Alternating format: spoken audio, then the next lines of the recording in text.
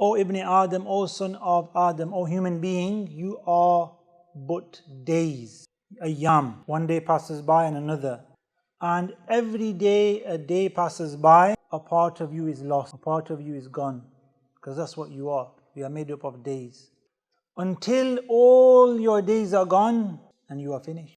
Life is over. So what we have is our capital. What we have as our resource that we have every single day is opportunity, is a time to make a difference in this life that Allah subhanahu wa ta'ala has given us. The goal of these days and of this time and this opportunity is to make our relationship, to discover who we are, first of all, this is the beginning, and then to make that discovery, which should be that we are servants of Allah, that we are needy and He is the provider, we are weak and He gives us strength, we get ill and He cures us, we are without things and He nourishes and provides and protects, and then build that relationship through those processes, through those life events that will take us from this moment here through the days we have remaining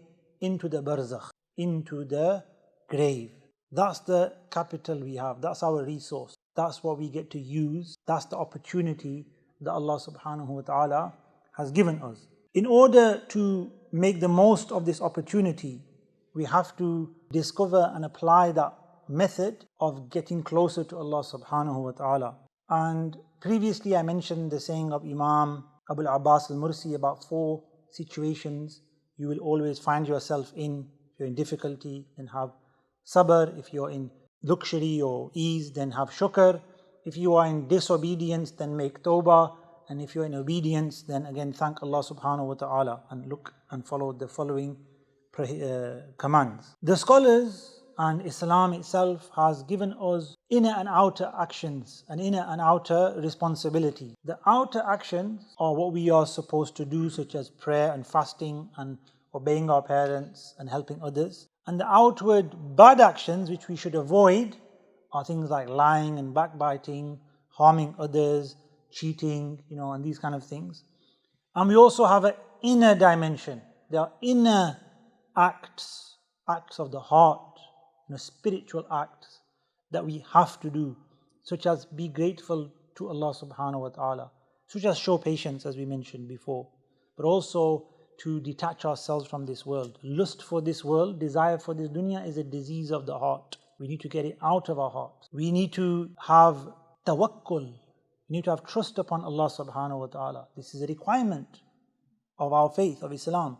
It's not okay to not trust in Allah subhanahu wa ta'ala. It's not an optional act of our hearts. We must acquire tawakkul, trust upon Allah subhanahu wa ta'ala. And this comes through learning, through understanding tawheed, understanding the power of Allah, and reminding ourselves, La hawla wa la quwwata illa billah. There is no one with any might or power except Allah subhanahu wa ta'ala. And we also have an inner dimension of acts we have to avoid, the bad characteristics, things like having envy of somebody else or something, or having hatred towards others, or being arrogant and conceited, like think we're special, or think other people are bad, or the people are less than us. These are the diseases of the heart, and we need to purify ourselves from them. And the scholars say that the diseases and the good deeds of the heart are more important to learn and either avoid the bad deeds and do the good deeds than the outer actions. So we learn all about salah, wudu, purification, and then ghusl, and then moving on to fasting and Ramadan and zakat and all these kind of things. But when do we learn about the spiritual acts? And the scholars mention, and one of the statements is that you may be thinking you are in a good state, I'm obedient, I'm praying 5 times a day, but you don't know your inner diseases.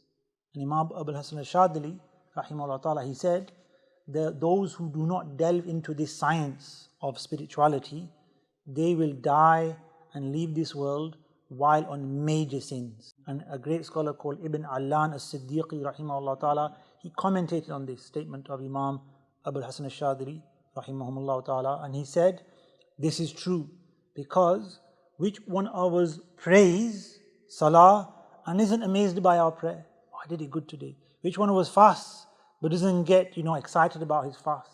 Which one of us isn't sometimes showing off their deeds and likes to be known for some good things? These are diseases of the heart. This insincerity, this is showing off.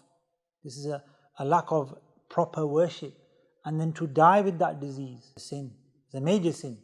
Riya is a major sin, showing off and not being sincere. It's a major sin of the heart. And one of the scholars said it's one of the most difficult diseases to detect, let alone cure. Not just to cure, to detect that I'm showing off, that I'm actually, am I being sincere or am I insincere, is such a hard thing to detect in a heart. And you need somebody to help you. You need a physician, you need a master, you need a specialist to help you recognize, am I actually right or wrong in my actions? Am I sincere or not? I need help and guidance, I need support. And then you inshallah will be able to see if you have these shortcomings and purify them. So you need to take that journey, like Imam Abul Hasan al-Shadili was saying, and step into this field and learn about the spirituality. One of the scholars said, explaining this, he said that one bad internal deed could wipe away all your salah and all your fasting, just inside. And the biggest and most obvious proof of this is Shaitan himself. He had all the prayers, we know the story. He wasn't just Shaitan from the beginning, he wasn't just a bad creation of Allah and he's enemy of human beings and he's going to take people to the bad and the evil. No, he was a worshipper of Allah subhanahu wa ta'ala. He was one of the best worshippers of Allah subhanahu wa ta'ala. He was praying and fasting and obedient and did everything. And then what happened? Allah subhanahu wa ta'ala decided to create a human being. Shaitan was from the jinn, Iblis was a jinn. And when he created this human being, Allah subhanahu wa ta'ala ennobled this human being, Adam alayhi salam, and asked and commanded the angels to bow down to Adam and the jinn to bow down to Adam. Among them was Iblis. So everybody bowed down. فَسَجَدُوا except illa Iblis. Except for Iblis. Abba, he refused. وَاسْتَكْبَرَ, and he became arrogant. كَانَ مِنَ الْكَافِرِينَ, he became from the disbelievers. Another ayah, خَلَقْتَنِي مِن نَارٍ وَخَلَقْتَهُ مِن طِينٍ, you created me from fire, I'm better, in brackets. And you created him from clay. Why should I prostrate to him for? I'm stronger, better, fire is better than mud. Who said? Allah knows better, not you. But he had envy, he had arrogance, and he destroyed what is reported as thousands of years of worship. Not just, jinns live for a very long time, more than humans. Even humans in the past used to live thousands of years. So he had thousands of years of worship, of obedience to Allah. Imagine how many sajdas he had done in 1,000 years. So we're proud of our sajdas.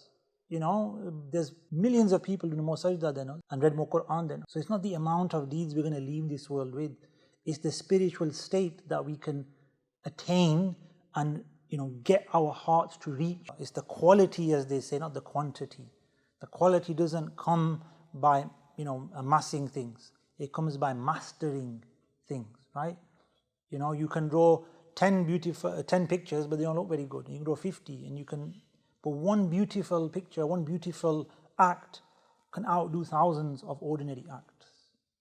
But the question is, and the goal is, ultimately, how do I do that? What's the path? What's the journey to ihsan, to that perfection, to that beautification of my good deeds? That path is struggle. Imam Ibn Ata'illah rahimahullah ta'ala says in his Taj al-Arus, if you want to attain spiritual progress, if you want to become closer to Allah subhanahu wa ta'ala, then you have to struggle. You have to fight your ego, yourself. You have to get out of bed. You've got to stop listening to people who are telling you not to do good things or taking you to bad things. It's a struggle. And then he says, and what do you expect from struggle except for the heads or the points, the front point of spears and arrows? Do you think struggle is going to come with, a pat on the head and a pat on the back and some, pizza and cake and, well done? Struggle is going to come with stabs. He means your pain. You're going to get stabbed by the heads of swords and you're going to get shot with arrows. Meaning there's going to be painful. It's going to be hard if you want to achieve that spiritual progress. So, inshallah, may Allah subhanahu wa ta'ala give us the tawfiq, the strength to make a start, to make the intention. Everything starts from niyyah, intention. That I want to use the time I have remaining on this earth for the sake of my connection to Allah subhanahu wa ta'ala. My connection to Allah is your task. That's what He has asked you to do. So you should do what He wants you to do and improve that relationship, improve my salah, improve my interaction with others. And I want to take the steps to learn and practice this, insha'Allah ta'ala. And there's a beautiful narration of the Prophet sallallahu alaihi wasallam where he, alayhi salatu wasalam, explains to us the methodology. Okay, and I'm going to leave you with this step. He says, sallallahu alaihi wasallam, in a well-known hadith, إِنَّمَا الْعِلْمُ, knowledge is only by ta'allum, by learning. How do you attain knowledge? By learning. We do all this. We do this, school, college, math, science, English, Islamic studies even. Okay. Then he says something, sallallahu alaihi wasallam, which is the next step. Then he said, إِنَّمَا الْحِلْمُ, forbearance, a type of patience and tolerance, dealing with things, not lashing out, but being forbearing. إِنَّمَا الْحِلْمُ بِالتَّحَلُّمْ. Now, tahallum doesn't really have a good English translation. Ta'allum is learning, but what is learning if you think about it? Is to sit down, is to read, is to listen to the teacher, is to take notes, is to revise, is to do exams and get stressed out. But what happens in the end of it? You know things about engineering, about accounting, about law, about, measurements. You learn whatever you learn, geography and all these other subjects. But through that process, that struggle, that putting yourself through a process, you attain knowledge. Tahallum is putting yourself through a process to attain forbearance. So what's the process? The process is life. Tahallum is putting yourself in situations or facing the situations in life, but realizing I don't have what it takes at the moment. Like I don't have knowledge of accountancy to be an accountant or law to be in law, but I want to, don't I? I want to do that job. I want to practice medicine. I want to, be a engineer. So what have I got to do? I've got to go and be around those people, study with them, learn with them. So put yourself in that company. Put yourself in that, I don't know what to do, but let's try something. Let's, see what other people are doing here. Let's learn how to do it. Let's learn through the example here. It's a practical thing you got to do. It's not something you can do at home. You have to go out, you have to sit with others and learn and develop yourself, in other words. You have to develop yourself to have forbearance. You don't learn overnight and tomorrow morning you're a scientist or a scholar. It takes many years. Similarly, the spiritual journey is progressive. It's step by step, stage by stage.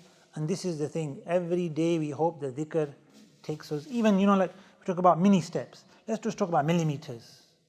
I wish every day if you go forward a millimeter, it's good because you're going forward. Let's not go back, right? Let's keep going forward a little bit, then a centimeter, then 5, then 10. Take these, then to get bigger steps. But you can only do that if you make a start. Some of us, we're still on the start line and everybody's racing ahead. Right? So we need to make a start on ourselves, to make a start on our turning back, as it's called. Tawbah is turning back to Allah subhanahu wa ta'ala. Because if you're doing anything else, you're turning away from Him. If you're looking at the dunya, you have your back to Allah subhanahu wa ta'ala. And this is rude. This is not physically, but metaphorically, you are disobeying Allah. You are turning away from Allah. So turn back to Him. Turn around and approach and go towards your Creator subhanahu wa ta'ala. And that is to take the steps onto this spiritual journey, inshallah ta'ala. May Allah subhanahu wa ta'ala give us the tawfiq to take those steps and give us the strength to continue taking those steps. Ameen, ameen. Walhamdulillahi rabbil alameen. مولاي صل وسلم دائما أبدا